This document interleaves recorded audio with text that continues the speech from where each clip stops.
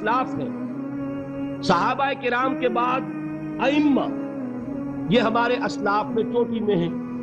ان اسلاف میں، ان ائمہ میں دو بنیادی قسمیں ہیں، ایک محدثین اور ایک فقہاء۔ محدثین، ان کا کام کیا تھا؟ قرآن تو اللہ نے خود جمع کر دیا تھا، میں پہلے دن بیان کر چکا ہوں حضور کے سیرہ مبارک میں۔ حضور نے صحابہ کو اسی ترتیب سے قرآن پڑھا دیا اور سینکڑوں صحابہ نے یاد کر لیا۔ پھر جو کمی اگر رہ گئی تھی کتابی شکل میں حضرت ابوبکر لے آئے، پھر اگر اس میں کوئی فرق پڑ رہا تھا پڑھنے کے انداز میں تو ایک کتابت کے اوپر جمع کر دیا حضرت عثمان۔ بات ختم ہو گئی۔ خلافت راشدہ میں قرآن کا معاملہ تو محفوظیت کی آخری درجے کو پہنچ گیا۔ اب اصل مرحلہ کیا تھا؟ حضور کے اقوال مبارک کو جمع کرنا۔ صحابہ ہیں، منتشر ہو گئے ہیں، کوئی صحابی کوفے چلے گئے، کوئی صحابی دمشق چلے گئے، کوئی کہیں چلے گئے، کوئی کہیں چلے گئے۔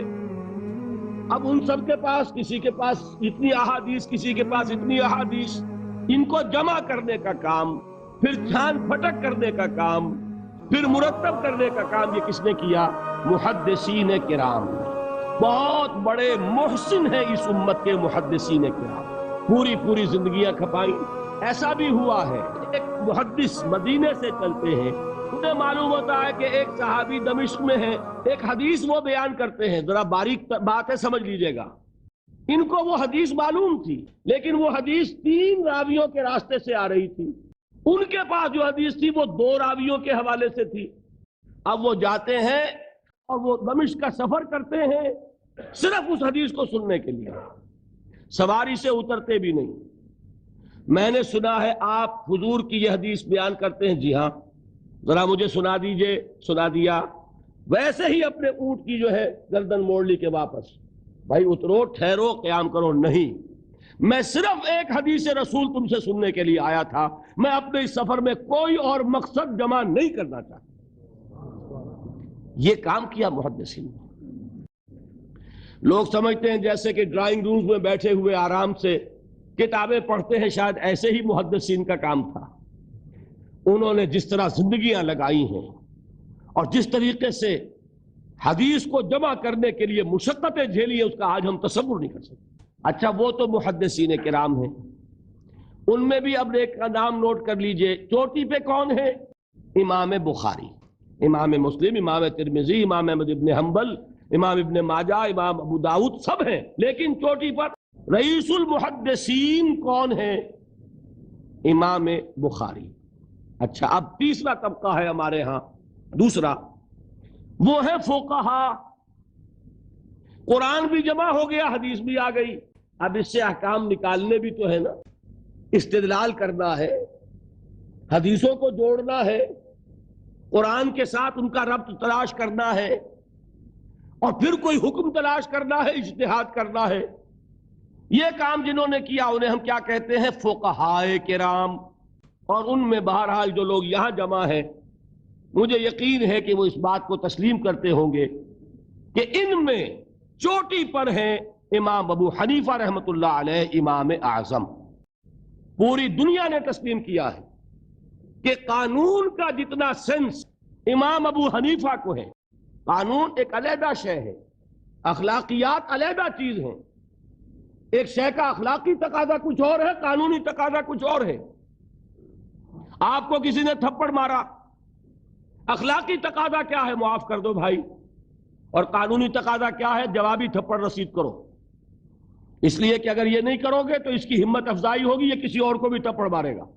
میں اپنا احساس عرض کر رہا ہوں، اور دنیا میں جو بات مانی گئی ہے کہ جس کا نام لیگل سینس ہے، قانون کا ایک فہم، اس میں دنیا کا کوئی شخص مقابلہ نہیں کر سکتا امام ابو حنیفہ کا۔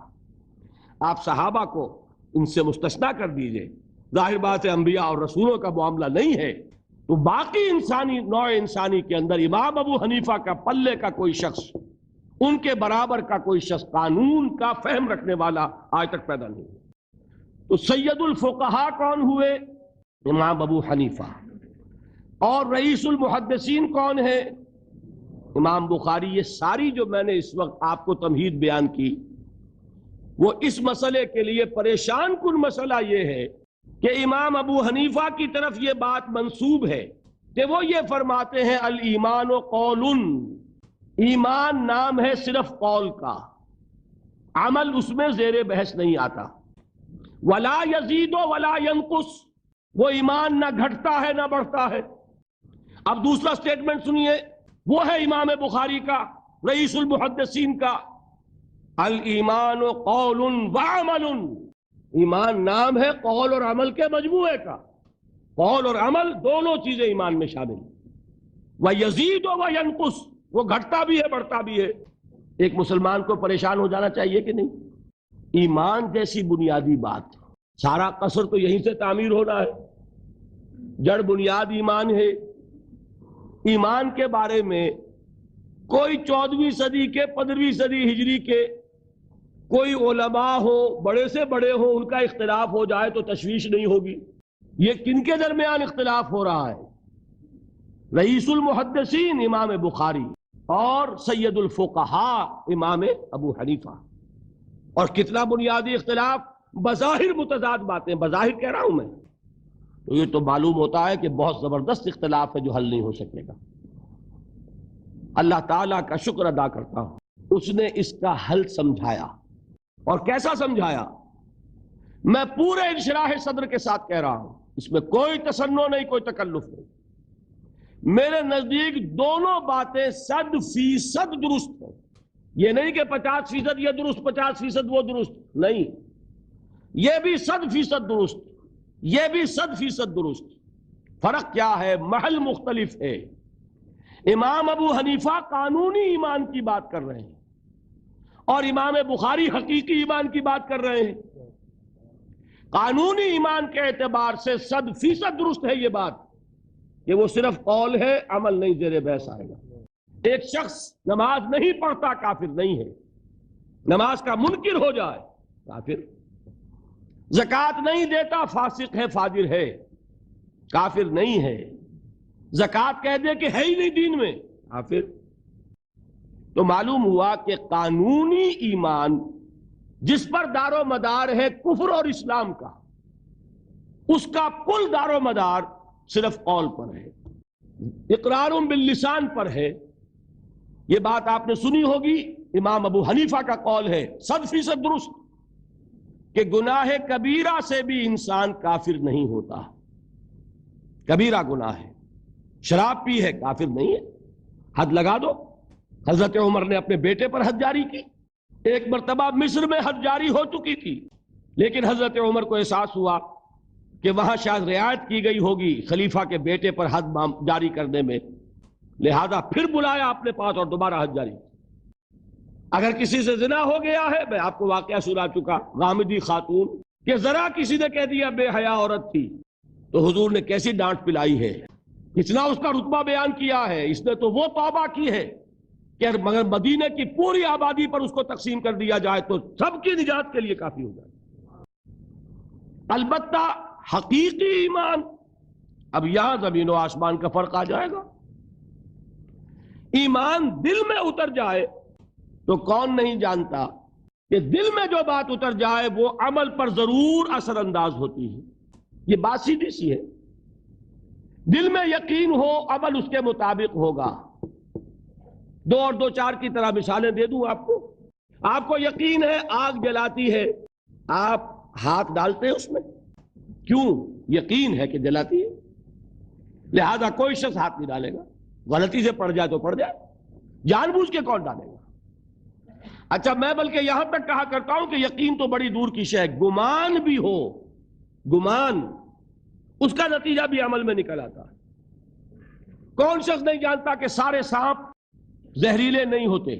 معلوم ہے نا، لیکن جو سانپ ہے پتہ نہیں کم بخت یہ زہریلا ہے کہ نہیں؟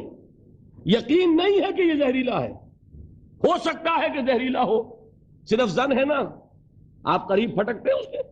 معلوم ہوا کہ یقین تو بڑی شے ہے۔ کیا دل میں یہ یقین ہو کہ اللہ ہے اور مجھے دیکھ رہا ہے اور مجھے اس کے حضور میں حاضر ہونا ہے، پھر بھی آپ شراب پی سکیں گے؟ بتائیے۔